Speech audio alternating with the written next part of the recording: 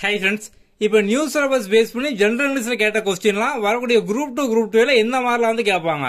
அதுக்கான அனாலிசிஸ் தான் இப்போ நம்ம வந்து பார்த்துட்டு வரோம். ஒன் பை ஒன்னா பார்த்துட்டே வரோம். இப்போ நம்ம மூணாவது क्वेश्चन வந்து பார்க்கலாம். The air hostess instructed the passenger to fasten the seat belt during dash. Okay. So இந்த idiom phrase பார்த்தோம்னா தான் கொடுத்திருக்காங்க. இது நம்ம புக்ல எங்க இருக்கு அப்படினு பார்க்கலாமா?